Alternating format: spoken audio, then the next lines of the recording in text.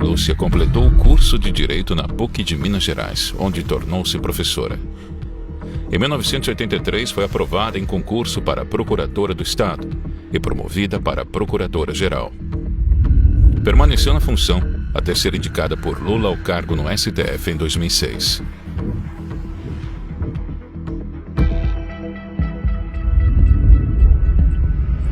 Depois de alguns anos conhecendo o ambiente e ganhando experiência como juíza do Supremo, processos do Mensalão chegavam à sua mesa. Com algumas prisões e muitas sentenças, os julgamentos atingiam seu clímax em 2012. Os olhos da nação estavam voltados para as notícias diárias sobre as condenações.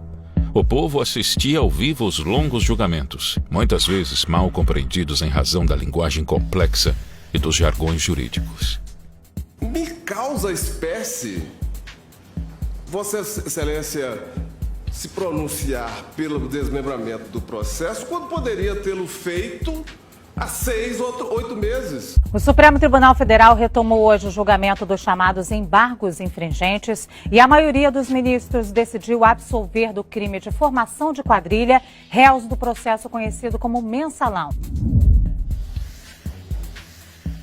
Em votação apertada, os ministros Luiz Roberto Barroso, Rosa Weber, Dias Toffoli, Ricardo Lewandowski, Teori Savvatsky e Carmen Lúcia decidiram pela absolvição dos réus.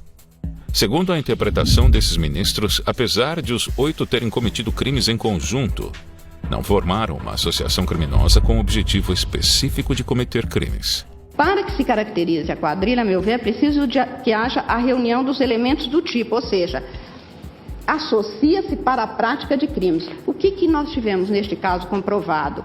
Que pessoas que chegaram a cargos de poder praticou um ato contrário à lei penal e por isso ele está respondendo no outro item da denúncia, no outro item do julgamento e não, portanto, acumulando-se esta como se tivesse chegado ao poder para este cometimento de crime. Foram inocentados o ex-ministro da Casa Civil, José Dirceu, o ex-tesoureiro do PT, Delúbio Soares, o ex-presidente do PT, José Genuíno, e outros 5 condenados no Mensalão, entre eles, ex-dirigentes do Banco Rural e pessoas ligadas a Marcos Valério. As absolvições foram criticadas por outros ministros. Esta é uma tarde triste para esse Supremo Tribunal Federal, porque com argumentos pífios foi, como eu disse, jogada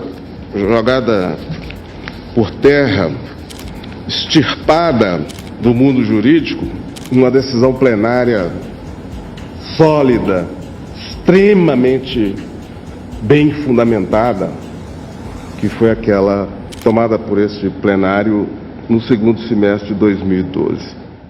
Em 2015, Carmen Lúcia deu voto decisivo em favor da prisão do senador Delcídio do Amaral, o então líder do governo de Dilma Rousseff na época de sua prisão. Foi a primeira vez na história do país em que um senador em exercício foi preso. Na leitura inflamada do voto, Carmen Lúcia fez analogias com o slogan de campanha do PT.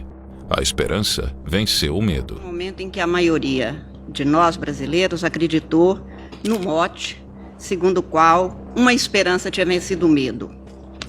Depois, deparamos com a ação penal 470 e descobrimos que o cinismo tinha vencido aquela esperança.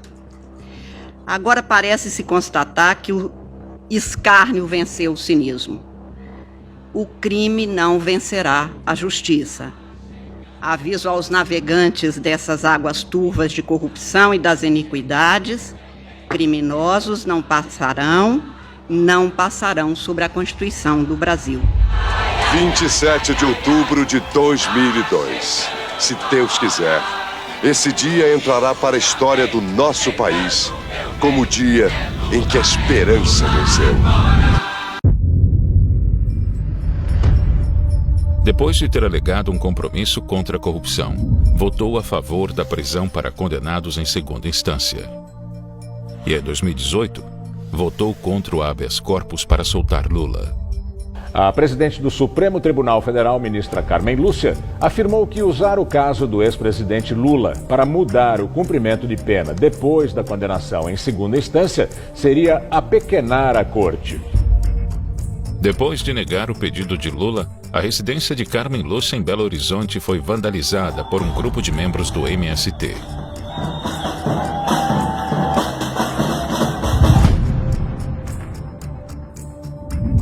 Segundo relatos de vizinhos, 4 ônibus teriam parado no local. Pessoas mascaradas desceram dos veículos e jogaram a tinta no edifício. Em uma de suas redes sociais, o Movimento dos Trabalhadores Rurais Sem Terra, MST, assumiu a autoria do ataque em conjunto com o Levante Popular da Juventude.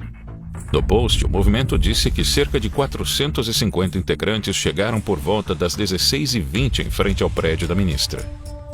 No texto, ele descreve que foram atiradas bombas de tintas e feitas pichações nos muros e calçadas do prédio, onde a golpista reside numa cobertura. Posteriormente, o MST negou a autoria.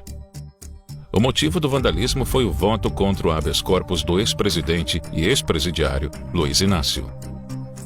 Somente 2 integrantes do MST foram presos pelo ocorrido. A Polícia Militar informou que prendeu 2 suspeitos de envolvimento na pichação do prédio onde a ministra Carmen Lúcia tem um apartamento em Belo Horizonte. Os 2 estavam em um ônibus do MST.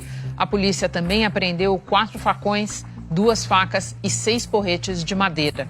Apesar de seu voto, Lula seria solto no ano seguinte por uma decisão do Supremo.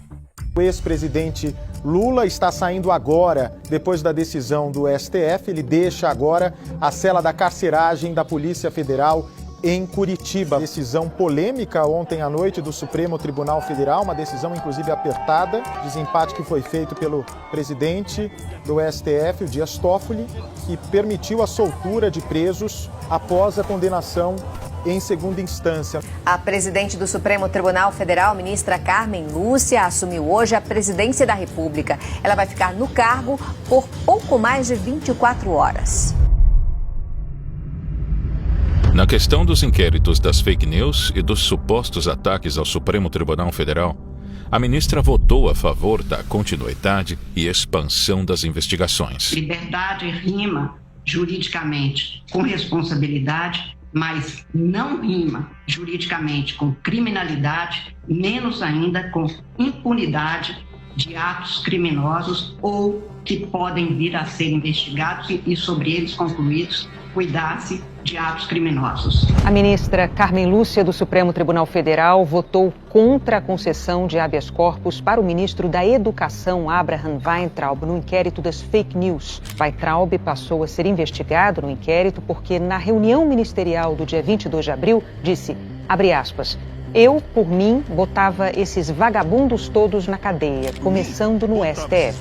Fecha aspas.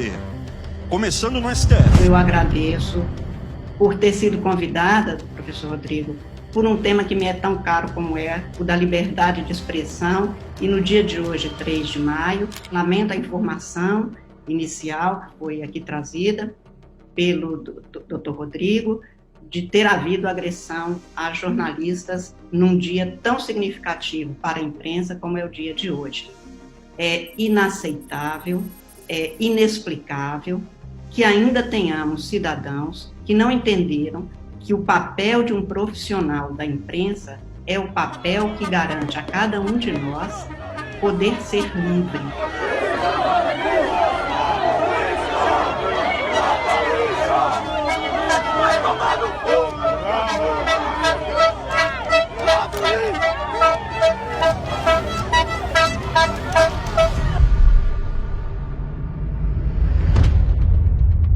Em entrevista recente, a ministra falou sobre a reação dos governantes à pandemia.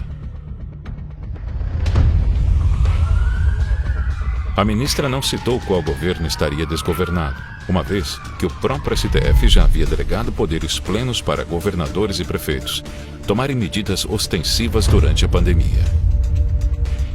Nos diferentes níveis da federação, nós temos governantes atuando de maneira quase contrária ao outro. Um diz que é para ficar em casa, o outro diz que pode sair, o outro diz que é para fechar o comércio. Imagine isso para 210 milhões de habitantes que nós temos, a confusão e as consequências dramáticas que isso tem. Se o Fux quer ser um bom presidente do Supremo Tribunal Federal e respeitar, zelar pelo respeito ao equilíbrio entre os poderes, ele tem que ter uma conversa com a Carmen Lúcia amanhã, porque a Carmen Lúcia está aí dizendo que é um desgoverno.